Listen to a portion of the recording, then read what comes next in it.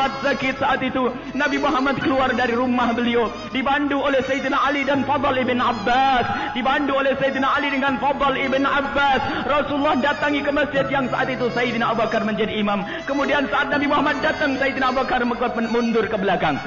Dan setelah melakukan solat, Nabi Muhammad berdiri dan berkhutbah.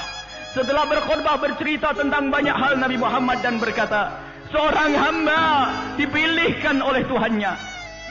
Seorang hamba suruh memilih antara dua hal, di dunia dan abadi di dunia, atau di surga bersama Allah, bertemu dengan Allah. Pilihannya adalah di dunia atau bertemu dengan Allah Subhanahu wa taala. Maka hamba yang ngerti akan memilih Allah.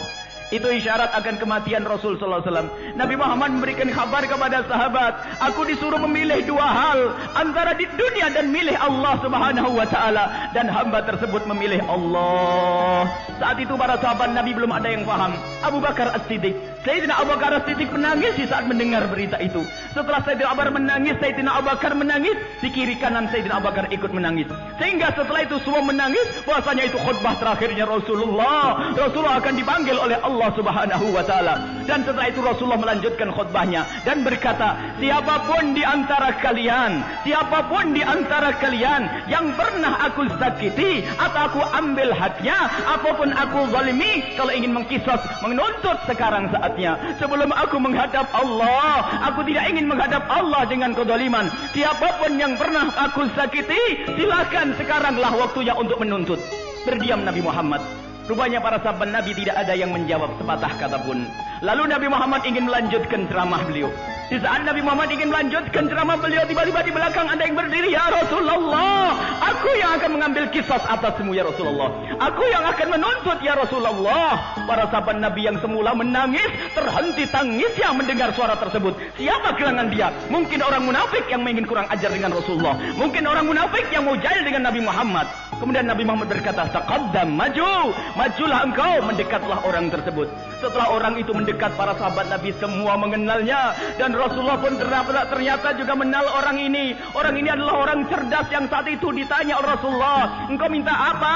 Dia menjawab, ya Allah, doakan aku agar aku mati tidak pakai hisab, langsung masuk surga. Dan itulah Uqasah yang didoakan Nabi Muhammad menjadi ahli surga tanpa hisab. Bagaimana akan menuntut Rasulullah? Dia berkata, aku akan tuntut ya Rasulullah. Kemudian mendekatlah Uqasah. Sayyidina Ali yang ada di kanan Nabi, Sayyidina Fadl bin Abbas yang ada di kiri Nabi tidak terima. Ya Rasulullah, biar aku yang tanggung apa yang akan dia lakukan untukmu, aku tidak rela. Biar aku yang disakiti ya Rasulullah. Sayyidina Fadl pun berkata, biar aku yang disakiti ya Rasulullah, jangan engkau ya Rasulullah. Nabi Muhammad menjawab, tidak, itu urusanku dengan dia. Ini urusanku dengan Uqasah. Uqasah apa yang kau tuntut atasku wahai Uqasah? Uqasah berkata, ya Rasulullah, engkau masih ingat waktu berada di perang Badar? Saat engkau meluruskan barisan perang, engkau telah engkau telah memukulku dengan tongkatmu, dan ketahuilah pinggangku sakit sekali ya Rasulullah. Dan sampai hari ini pun masih aku rasakan sakit. Aku akan balas atasmu ya Rasulullah. Nabi Muhammad berkata, baik Uqasah, balaslah kalau ingin membalas. Uqasah menjawab, ya Rasulullah, waktu engkau memukulku aku tidak pakai baju. Sekarang engkau pakai baju, buka bajumu ya Rasulullah. Akhirnya dibukalah baju Rasulullah SAW. Ya Rasulullah, engkau dulu memukul dengan tongkat, aku tidak punya tongkat. Diambil, diberikan tongkatnya Rasulullah. Pukullah aku dengan tongkatku. Akhirnya Uqasah memegang tongkat tersebut. Lihat, memegang tongkat tersebut dan digoyang-goyangkan tongkat tersebut. Sekali, dua kali digoyangkan tongkat tersebut, dan ternyata setelah itu tongkat dibuang dan dipeluklah perut Rasulullah sallallahu alaihi wasallam. Dipeluklah perut Rasulullah. Kemudian Rasulullah berkata, Uqasah, apa yang kau lakukan ini? Ya Rasulullah, aku merasa bahwasanya ini akhir-akhir kehidupanmu ya Rasulullah. Sungguh ya Rasulullah, aku ingin sentuhkan kulitku di saat kau masih hidup ya Rasulullah. Allah. Kecerdasan orang yang mencintai Nabi sallallahu alaihi wasallam. Ini yang harus kita hadirkan, makna kecintaan kepada Nabi Muhammad sallallahu alaihi wasallam. Dan juga ada namanya Ibnu Dithinah, Zaid Ibnu Dithinah. Zaid Ibnu Dithinah adalah salah satu sahabat Nabi sallallahu alaihi wasallam yang saat itu oleh Abu Sufyan dipukuli, disiksa, dicabut telinganya, matanya, suruh mengingkari Nabi sallallahu alaihi wasallam. Suruh keluar dari agama Nabi Muhammad, tidak. Lalu setelah itu Abu Sufyan yang waktu itu masih kafir berkata kepada Zaid ibn Tithinah, Zaid ibn Tithinah, kau akan disalib, dan kau akan dibunuh, kau akan mati, kau disiksa. Dia mengatakan tidak ada masalah. Bagaimana kalau seandainya ditukar dengan Muhammad? Bagaimana, engkau setuju atau tidak? Ibnu Tithinah berkata, Zaid ibn Tithinah berkata, demi Allah, aku tidak rela jika Nabi Muhammad kena duri di rumah sementara aku enak-enak di sini. Aku tidak rela Nabi Muhammad kena duri pun aku tidak rela. Bagaimana akan kau siksa? Tidak, aku tidak akan merelakan itu semuanya. Sampai Abu Sufyan saat itu berkata, Wallah, karena mereka juga kenal Allah biarpun mereka menyekutukan Allah. Wallah, demi Allah, aku pergi ke Rom, aku pergi ke negeri-negeri ajam, aku melihat semua orang pada mengagungkan raja-raja mereka. Akan tapi aku tidak pernah melihat orang yang mencintai dan mengagungkan sahabatnya seperti Muhammad. Wallahi inni ma ra'aitu ahadan yuhibbu ahadan kahubbi ashabi Muhammadin Muhammada. Aku tidak pernah melihat orang yang mencintai seseorang seperti sahabatnya Nabi Muhammad mencintai Nabi Muhammad sallallahu alaihi wasallam.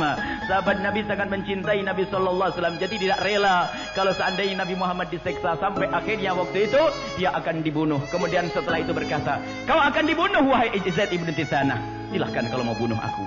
Lastu ubali hina uqtalu muslima. Aku tidak peduli di saat aku dibunuh dalam keadaan muslim. Aku tidak peduli, pokoknya aku mati dalam keadaan Islam. Kemudian setelah itu dia minta sholat 2 rakaat. Dan setelah minta sholat 2 rakaat, ternyata setelah assalamualaikum dia mengatakan, Assalamualaikum ya Rasulullah, Assalamualaikum ya Rasulullah, Assalamualaikum ya Rasulullah. Kesungguhan mengucapkan salam kepada Nabi Muhammad. Di antara yang hadir mendengar jawaban dari Nabi Muhammad yang ada di tempat yang jauh, Alaikassalam, Alaikassalam, Alaikassalam ya Zaid, tempatmu adalah bersamaku di surga nanti. Dan setelah itu dibunuhlah Zaid ibn Tithinah. Lihat, ini sekedar contoh saja. Mereka rela nyawanya diberikan untuk Rasulullah. Sekarang ini kadang Masya Allah urusan kerjaan haram, sudah begitu ngaku cinta Nabi Muhammad. Jangankan nyawanya, lapar sedikit saja harus mengambil yang haram. Kadang-kadang bukan urusan lapar, hanya pengen baju yang bagus saja ngambil yang haram. Pengen mobil bagus ngambil yang haram. Bukan mau mati. Ini yang harus jadi pelajaran buat kita. Ingat Nabi sallallahu alaihi wasallam yang mencintai Rasulullah, yang mencintai Nabi Muhammad sallallahu alaihi wasallam. Tunjukkan di rumahmu wahai para suami, bagaimana istrimu di rumah. Sudahkah dekat dengan Nabi sallallahu alaihi wasallam? Bagaimana solat mereka? Bagaimana pakaian mereka wahai ahli maulid? Bagaimana cara hidup mereka wahai ahli maulid? Bagaimana engkau di toko wahai ahli maulid? Apakah masih berbohong? Mana perjuangan kita untuk Nabi? Mana mengaku cinta kepada Rasulullah? Ya Allah, Ya Allah, Ya Allah, jangan kau halangi kami dari rahmat-Mu karena dosa-dosa kami, Ya Allah. Kami banyak dosa, Ya Allah. Akan tapi kami melihat kemurahan-Mu, maka kami mohon dengan kemurahan-Mu, Ya Allah. Berikan kepada kami kecintaan yang sesungguhnya kepada kekasih-Mu Nabi Muhammad, sehingga kami di rumah kami bisa menjalankan syariat kekasih-Mu Nabi Muhammad. Di rumah kami suami istri yang saling mencintai karena-Mu, Ya Allah. Para wanita-wanita yang menutup aurat mereka, Ya Allah. Yang menjaga hubungan mereka dengan sesama, Ya Allah. Yang bisa berbuat bakti dan berbuat baik pada suami. Suami yang tidak zalim, hei pencinta Nabi Muhammad. Suami yang suka zalim kepada istri, bukan bagianmu surga Nabi Muhammad. Hei para suami yang suka ngomong kasar kepada istri, apa arti maulidmu? Kau adalah pendusta jika ternyata kau belum bisa berkasih sayang dengan istri-istrimu yang Nabi berpesan, Istausu bin nisa'i khaira. Hei para suami, ingatlah wanita-wanita, perhatikan mereka, ajari mereka yang benar wahai para suami. Wahai para istri, ingatlah Nabi Muhammad pernah berkata, banyak wanita masuk neraka gara-gara apa? Yakfurnal ashir, tidak pernah terima kasih pada suami. Yuktirna syikat, banyak mengadu.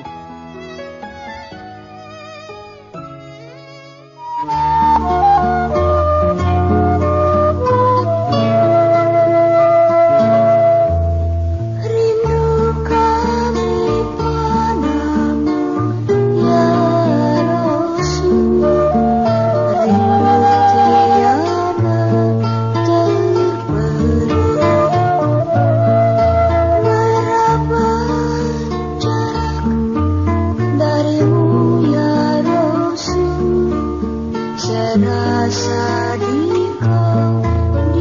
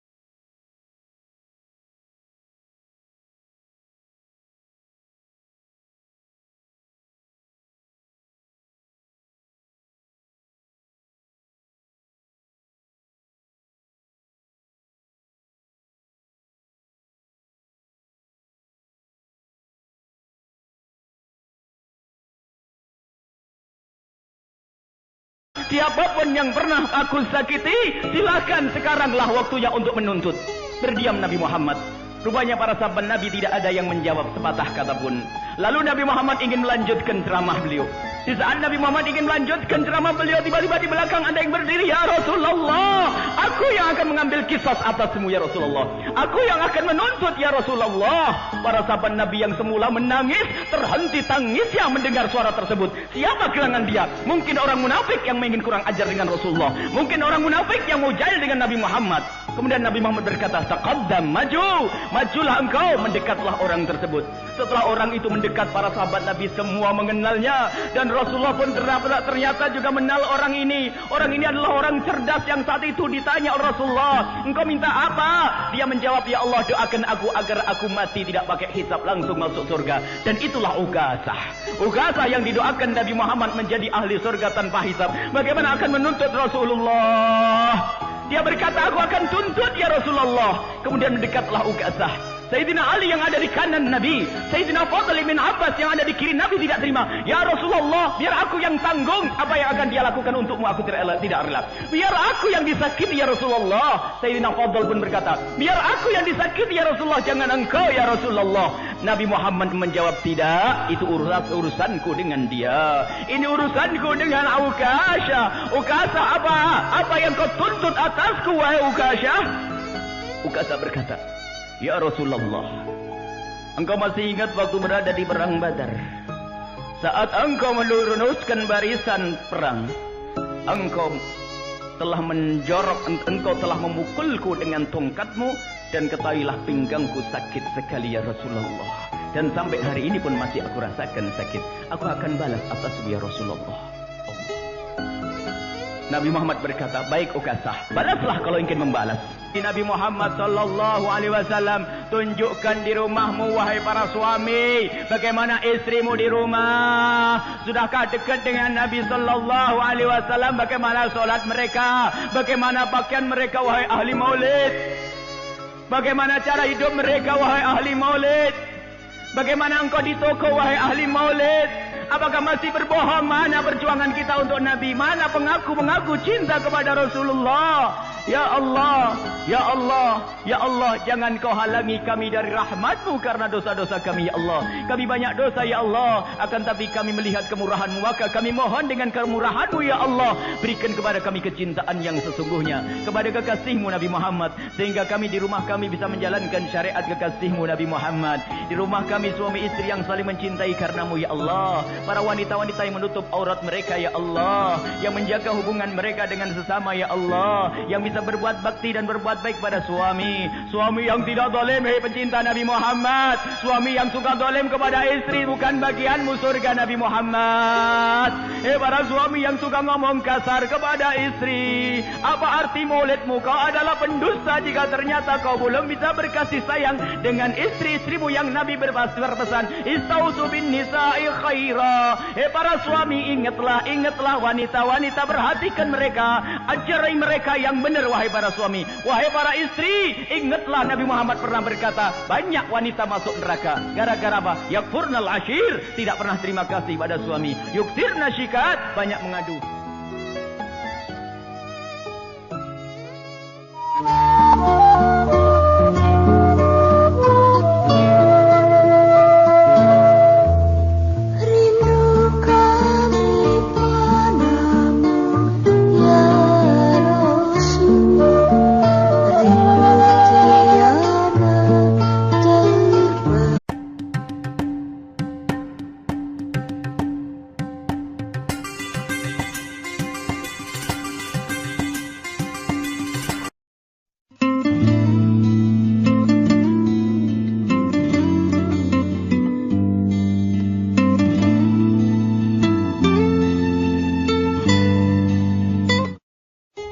Nabi Muhammad sakit saat itu. Nabi Muhammad keluar dari rumah beliau, dibantu oleh Sayyidina Ali dan Fadl ibn Abbas. Dibantu oleh Sayyidina Ali dengan Fadl ibn Abbas. Rasulullah datangi ke masjid yang saat itu Sayyidina Abu Bakar menjadi imam. Kemudian saat Nabi Muhammad datang, Sayyidina Abu Bakar mundur ke belakang. Dan setelah melakukan solat, Nabi Muhammad berdiri dan berkhutbah. Setelah berkhutbah bercerita tentang banyak hal Nabi Muhammad dan berkata, seorang hamba dipilihkan oleh Tuhannya. Seorang hamba suruh memilih antara dua hal, di dunia dan abadi di dunia, atau di surga bersama Allah, bertemu dengan Allah. Pilihannya adalah di dunia atau bertemu dengan Allah Subhanahu wa taala. Maka hamba yang ngerti akan memilih Allah. Itu isyarat akan kematian Rasul sallallahu alaihi wasallam. Nabi Muhammad memberikan kabar kepada sahabat, aku disuruh memilih dua hal, antara di dunia dan milih Allah Subhanahu wa taala, dan hamba tersebut memilih Allah. Saat itu para sahabat Nabi belum ada yang paham. Abu Bakar As-Siddiq, Sayyidina Abu Bakar As-Siddiq menangis di saat mendengar berita itu. Setelah Sayyidina Abu Bakar menangis, Sayyidina Abu Bakar menangis, di kiri kanan Sayyidina Abu Bakar ikut menangis. Sehingga setelah itu semua menangis, bahwasanya itu khutbah terakhirnya Rasulullah. Rasulullah akan dipanggil oleh Allah Subhanahu wa taala. Dan setelah itu Rasulullah melanjutkan khutbahnya dan berkata, siapapun di antara kalian yang pernah aku sakiti atau aku ambil haknya, apapun aku zalimi, kalau ingin mengkisos, menuntut sekarang saatnya. Sebelum aku menghadap Allah, aku tidak ingin menghadap Allah dengan kezaliman, karena mereka juga kenal Allah biarpun mereka menyekutukan Allah. Wallah, demi Allah, aku pergi ke Rom, aku pergi ke negeri-negeri ajam, aku melihat semua orang pada mengagungkan raja-raja mereka. Akan tapi aku tidak pernah melihat orang yang mencintai dan mengagungkan sahabatnya seperti Muhammad. Wallahi inni ma ra'aitu ahadan yuhibbu ahadan ka hubbi ashabi Muhammadin Muhammada. Aku tidak pernah melihat orang yang mencintai seseorang seperti sahabatnya Nabi Muhammad mencintai Nabi Muhammad sallallahu alaihi wasallam. Sahabat Nabi sangat mencintai Nabi sallallahu alaihi wasallam, jadi tidak rela kalau seandainya Nabi Muhammad diseksa, sampai akhirnya waktu itu dia akan dibunuh. Kemudian setelah itu berkata, kau akan dibunuh wahai Zaid ibn Tithanah. Silahkan kalau mau bunuh aku. Lastu ubali hina uqtalu muslima. Aku tidak peduli di saat aku dibunuh dalam keadaan muslim. Aku tidak peduli, pokoknya aku mati dalam keadaan Islam. Kemudian setelah itu dia minta solat 2 rakaat. Dan setelah minta salat 2 rakaat, ternyata setelah assalamualaikum dia mengatakan, assalamualaikum ya Rasulullah, assalamualaikum ya Rasulullah, assalamualaikum ya Rasulullah. Kesungguhan mengucapkan salam kepada Nabi Muhammad. Di antara yang hadir mendengar jawaban dari Nabi Muhammad yang ada di tempat yang jauh, alaikassalam, alaikassalam, alaikassalam ya Zaid, tempatmu adalah bersamaku di surga nanti. Dan setelah itu dibunuhlah Zaid ibn Tithanah. Lihat, ini sekedar contoh saja. Mereka rela nyawanya diberikan untuk Rasulullah. Sekarang ini kadang Masya Allah urusan kerjaan haram, sudah begitu ngaku cinta Nabi Muhammad. Jangankan nyawanya, lapar sedikit saja harus mengambil yang haram. Kadang-kadang bukan urusan lapar, hanya pengen baju yang bagus saja ngambil yang haram. Pengen mobil bagus ngambil yang haram. Bukan mau mati. Ini yang harus jadi pelajaran buat kita. Ingat Nabi SAW yang mencintai Rasulullah, yang mencintai. Uqasah menjawab, ya Rasulullah, waktu engkau memukulku aku tidak pakai baju. Sekarang engkau pakai baju, buka bajumu ya Rasulullah. Akhirnya dibukalah baju Rasulullah SAW. Ya Rasulullah, engkau dulu memukul dengan tongkat, aku tidak punya tongkat. diambil diberikan tongkatnya Rasulullah. Pukullah aku dengan tongkatku. Akhirnya ukasa memegang tongkat tersebut. Lihat, memegang tongkat tersebut dan digoyang-goyangkan tongkat tersebut. Sekali, dua kali digoyangkan tongkat tersebut, dan ternyata setelah itu tongkat dibuang dan dipeluklah perut Rasulullah sallallahu alaihi wasallam. Dipeluklah perut Rasulullah. Kemudian Rasulullah berkata, Ukasha, apa yang kau lakukan ini? Ya Rasulullah, ya Rasulullah, aku merasa bahwasanya ini akhir-akhir kehidupanmu ya Rasulullah. Sungguh ya Rasulullah, aku ingin sentuhkan kulitku di saat kau masih hidup ya Rasulullah. Allah. Kecerdasan orang yang mencintai Nabi sallallahu alaihi wasallam. Ini yang harus kita hadirkan, makna kecintaan kepada Nabi Muhammad sallallahu alaihi wasallam. Dan juga ada namanya Ibnu Dithinah, Zaid Ibnu Dithinah. Zaid Ibnu Dithinah adalah salah satu sahabat Nabi sallallahu alaihi wasallam yang saat itu oleh Abu Sufyan dipukuli, disiksa, dicabut telinganya, matanya, suruh mengingkari Nabi sallallahu alaihi wasallam. Suruh keluar dari agama Nabi Muhammad, tidak.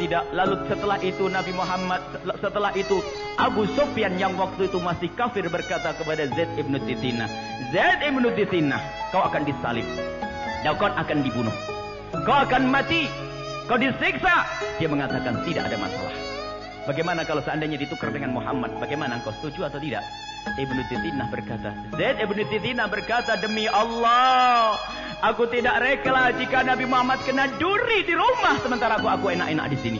Aku tidak rela Nabi Muhammad kena duri pun aku tidak rela. Bagaimana akan kau siksa? Tidak, aku tidak akan merelakan itu semuanya. Sampai Abu Sufyan saat itu berkata, Wallah